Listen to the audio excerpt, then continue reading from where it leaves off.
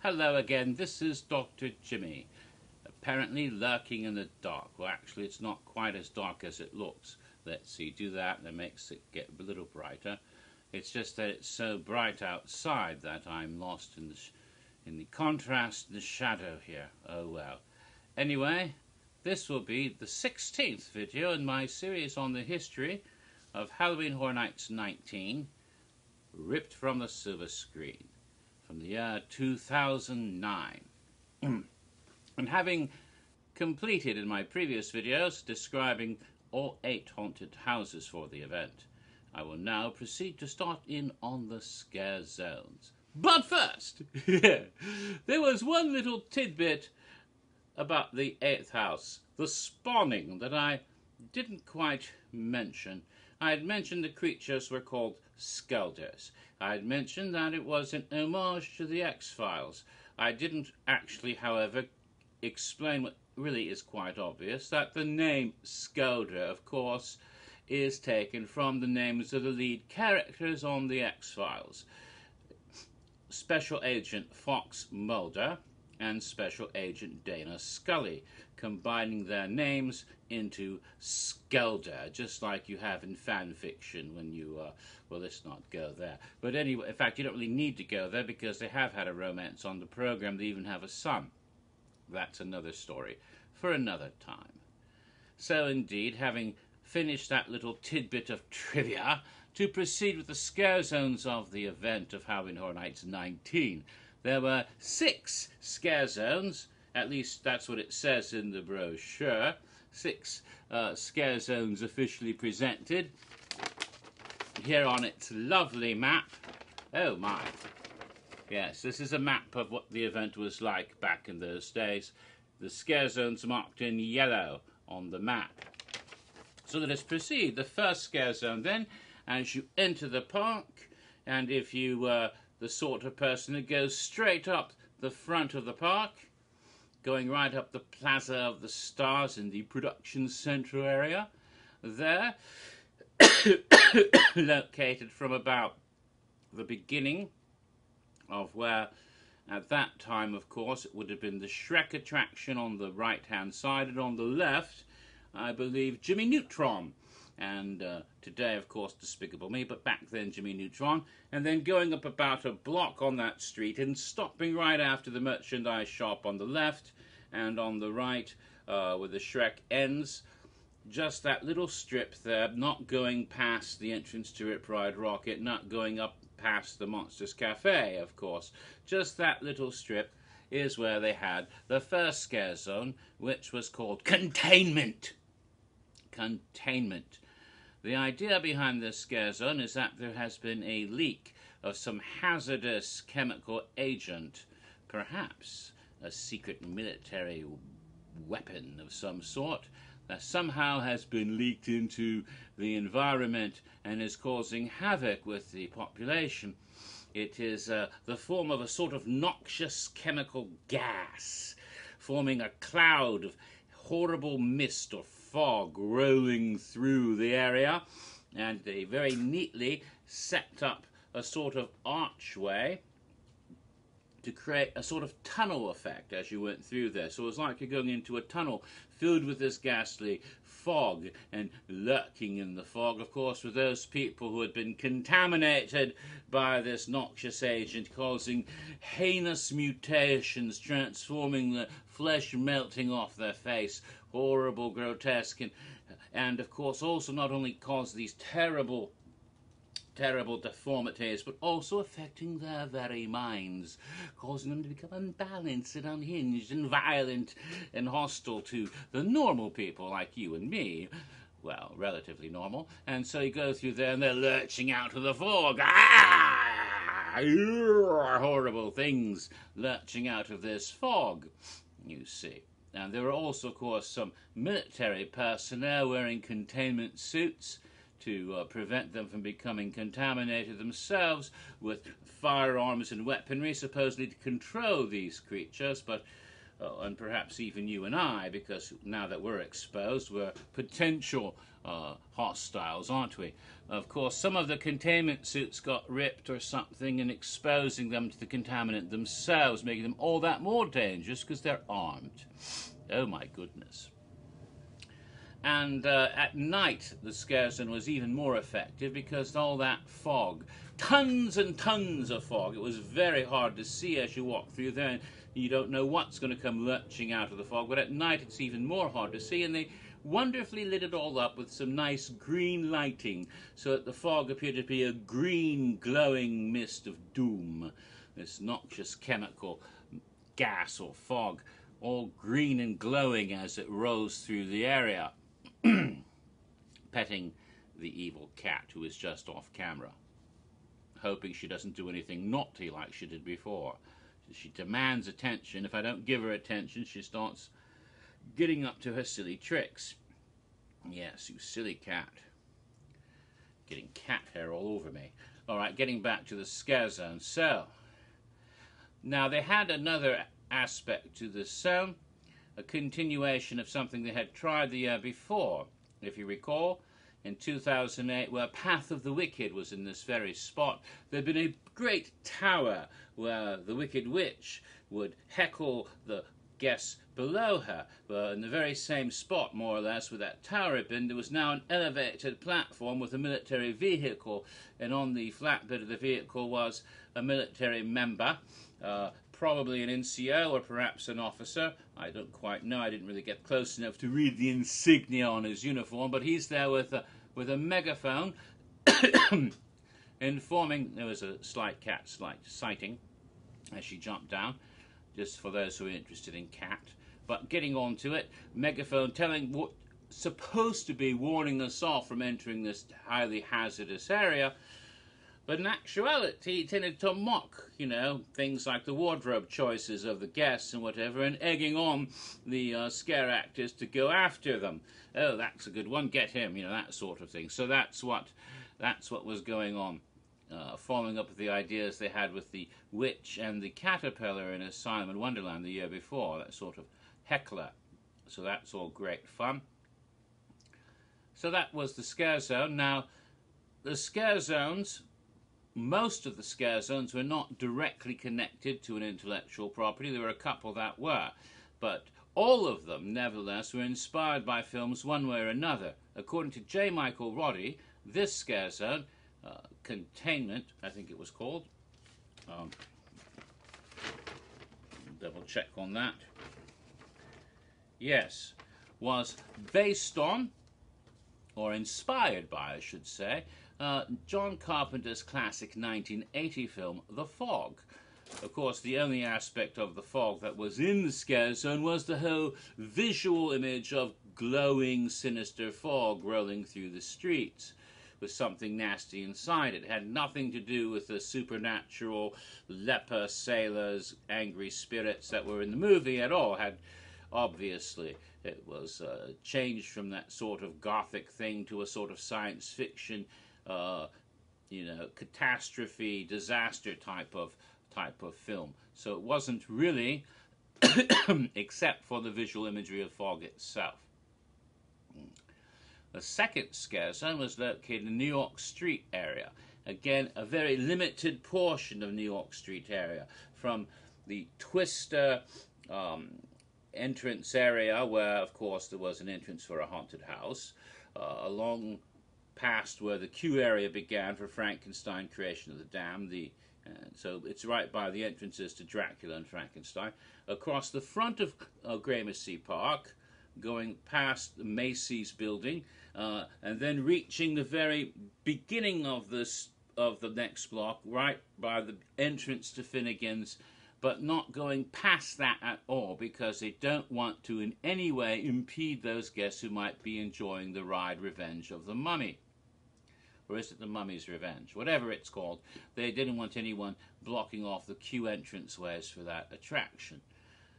Pretty much the same area that had been Streets of Blood the year before. It was called Apocalypse, City of Cannibals, and it was set in New York City in some time in the near future, when apparently uh, some horrible subterranean race of mutants who had been dwelling below the city for God knows how long, feasting on flesh, apparently decided that their food supply was running short down there and rose up to the surface because they're hungry and they want to eat. And they decide to feast on the flesh of New Yorkers and any tourists who might happen to be coming along as well. So we have an apocalyptic city with many vehicles. Of course, they didn't have to change the sets at all because, after all, it's already New York. But they have a lot of vehicles in haphazard positions as if they had been abandoned in the street by the drivers running away in panic at the mutants coming after them, including the school bus from Cary, Ohio, that had appeared the year before in the schoolhouse. They brought that back and put it right there in the middle of New York Street, as if school children from Cary, Ohio had been on a field trip to New York.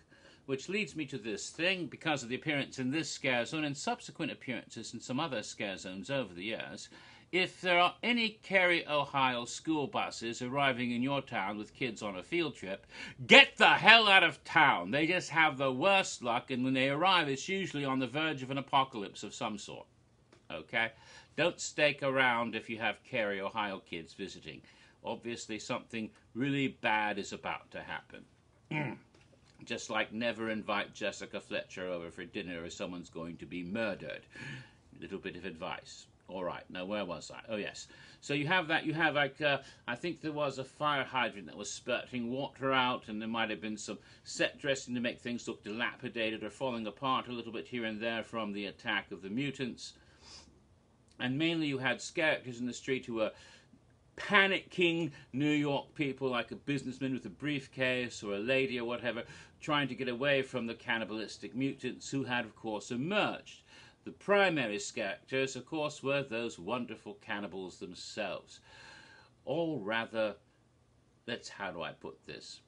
Young, fit lads, yes, wearing rather skimpy outfits, just little loincloths, exposing lots and lots of their athletic flesh. Those that didn't quite have a six-pack, the lovely people at the Universal makeup department were very careful to paint them on so that they all looked fit, even some fitter than they actually were. But most of them actually had something, had a decent physique. Thus, it turned this attraction, this particular scare zone, into eye candy for any women who are, or men for that matter, who are interested in looking at that sort of thing. Lots of fun there as well. In addition to the loincloths, they wore like bits of jewellery made out of bones and human body parts. The heads, of course, were unusually formed. They sort of like Klingons from the Star Trek, with weird protuberances on their foreheads and such, and long straggly hair, and mostly bald, but with some hair straggling down. Of course, big, huge, fierce, pointy teeth, all the better for consuming human flesh. And running madly, and of course, being young, fit lads, they could bounce around athletically and do some gymnastical things here and there, and be rather impressive visually as they pursue, attack, and consume human flesh, some of them carrying artifacts with them. Well, not artifacts, but objects such as bits of bone, or maybe one guy particularly had a internal human anatomy. It was a heart. Was it a spleen? I'm not sure. It was, but he held it lovingly and lasciviously throughout the event. That was all quite fun, and this was rather enjoyable. And I mentioned that, again, that a lot of ladies would go into that scare zone and spend a lot of time just looking. And there were some men as well. I myself have such tendencies. And one of the people I used to accompany to the event all the time, a certain fellow who calls himself Chris Redfield. Not his real name, obviously. That's a character from a video game. But he used that alias all the time in those days. And I took it as one of my personal missions in life during those years to accompany Chris Redfield at Horror Nights so that I could keep him away from anybody else, so he wouldn't cause too much disturbance and annoyance for other people, because, well, if you know the guy, you know what I mean. And part of this was to somewhat diminish his capabilities for such activity by making sure he had more than enough blinky drinks, thus putting him into a state of somewhat diminished capacity. And this was also quite fun, because then I knew that I could say silly things whilst he was sipping on his blinky drink, causing him to laugh unexpectedly whilst imbibing and getting the drink up his nose, which was so amusing to do. I made it my point to do that at least 2 or 3 times every night, to his annoyance, which was always quite fun. And there was an incident. There was one particular fellow working in that scare zone. His name is Jeff, straight guy, but nevertheless enjoyed flirting with Chris and myself whenever he got the chance, because it was part of the fun as far as he was concerned. He would chase us through the zone, come after us, you know, and he's the one who had that spleen or heart or liver or whatever it was, and he would lick at it lasciviously while chasing after us. And Chris would say things like, "Oh,